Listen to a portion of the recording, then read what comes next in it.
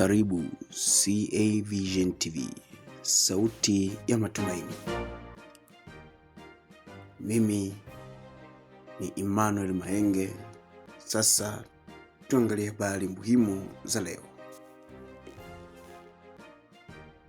Wananchi wa kata ya Utalingolo wamehamasishwa kushiriki mafunzo ya mgambo ili kuimarisha ulinzi na usalama katika maeneo yao.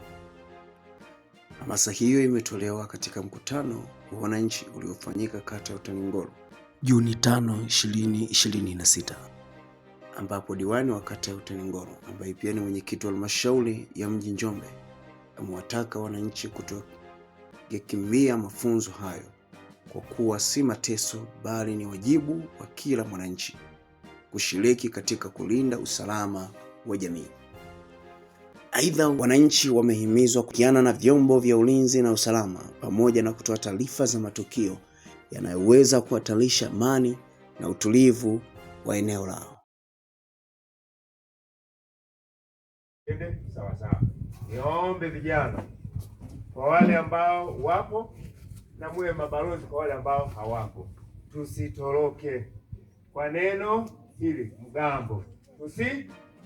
Tusitoroke na tuwaambie wasitoroke, kwa sababu imeshasemwa mgambo wa sasa ni wa kisasa.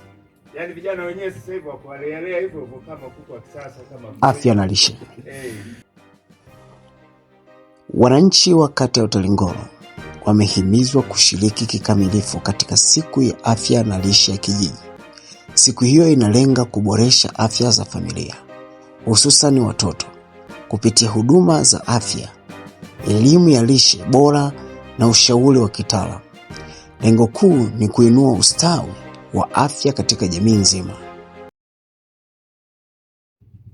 Vijana Balehe na makundi yote, karibu katika siku ya afya na lishe ya kijiji. Hii haijawataja tu wamama au wamama wenye watoto au wajawazito, inamtaka kila mwananchi kuweza usafi wa mazingira.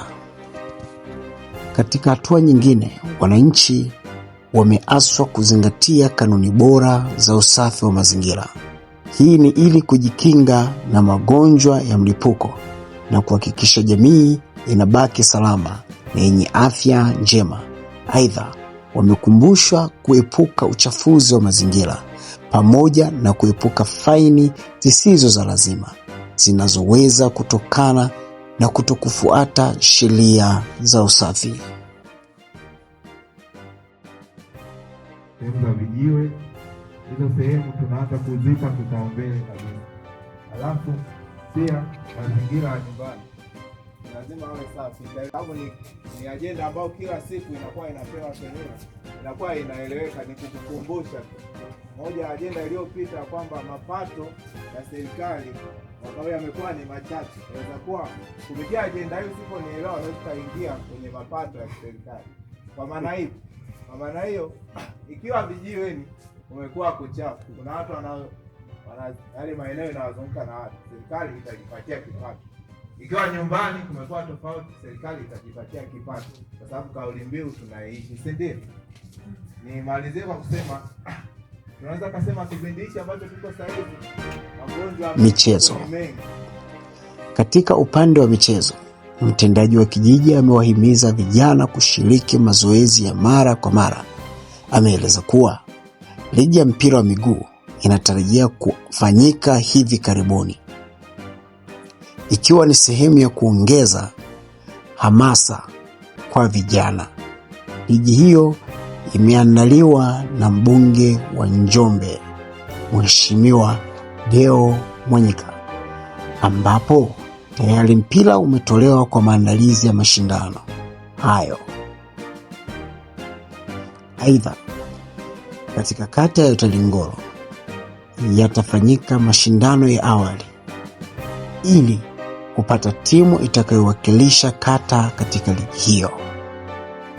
Hizi ndizo habari zetu za kijamii leo kupitia CA Vision TV, sauti ya matumaini. Endelea kutufuatilia kwa taarifa za kijamii, kiroho na maendeleo. Uwe na wakati mwema.